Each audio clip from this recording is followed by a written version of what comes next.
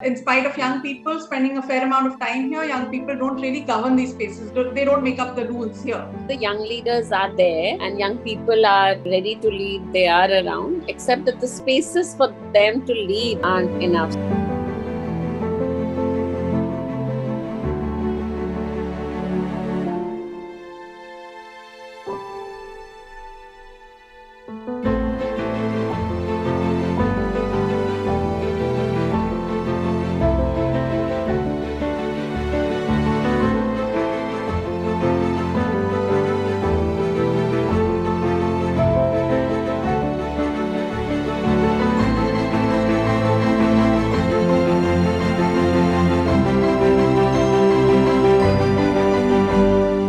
To be a young person during 1980s and 1990s, it was a very, very difficult period, especially if you're in the rural areas and you have to love your land, love your soil, love your society. But nobody told the other people to love us. Nobody told the community to love your young people. So we were never reciprocated with the same kind of dedication or love. There are ways to gain respect from people without raising your hands. You can raise your voice, you can talk to people, you can adopt peaceful methods of resistance. And I was amazed to see that. I was like, "Arey, ye kaise ho gaya?" You know, so far in Assam, we saw ki bhaiya banduk hoga tabhi log sunenge. If you have the numbers, people will listen to you. So after my Assam's experience, I came out to Delhi to study, to do my further studies, higher education. And there I happened to have interacted with Prava, and they took me through 3-4 years. It was a long journey. Some of the facilitators from Prava had come over to our college and was doing some interesting workshop. But what I really enjoyed was the way they were able to connect with each one of us. They were able to give us the space to think, space to experiment. You know, I don't remember whether that was a session on social development, whether that was a session on SDG or poverty or youth development.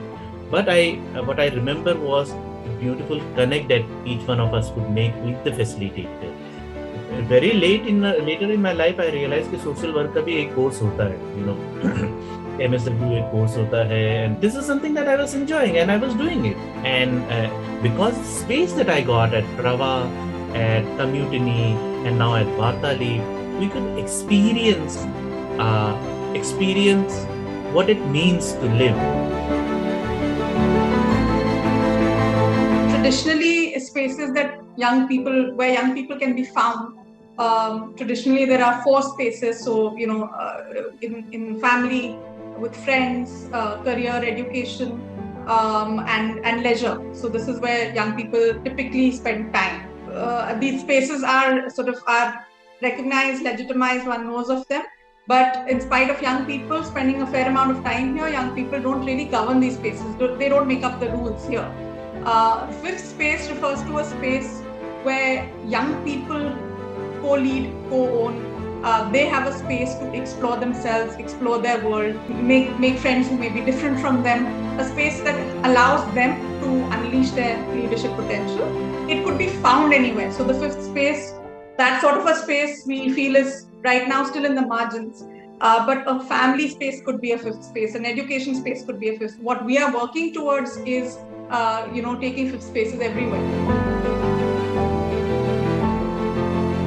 So my theory is that the young leaders are there and young people are ready to lead. They are around, except that the spaces for them to lead aren't enough. So they are not, the spaces for them to lead need to be nurtured.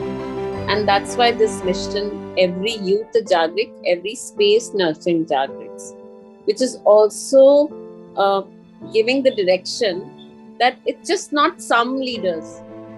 Why can every young person not be a leader? I think the major challenges is we look at youth leadership as something that only education institutes will invest in, or it's the work of teachers or social workers. We don't look at youth leadership as a work for everyone. We believe that everyone has a role to play in nurturing the leadership of young person.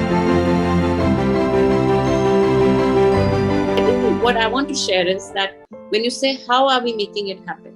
Two things. One is there are many, many organizations and many people who are by nature good at this. By nature they are loving, learning. What are we could talk about these 5 feelings of a space where young people will nurture their leadership, which is love, learning, freedom, ownership, and social role.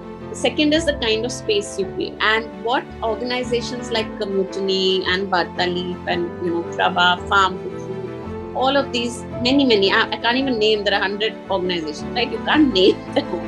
What are they all doing? They are all nurturing these spaces everywhere, which means there are wonderful facilitators. The third thing you need is a youth worker or a youth facilitator there. And nobody knows who this person is. Okay? These are not famous people. It's a very interesting character.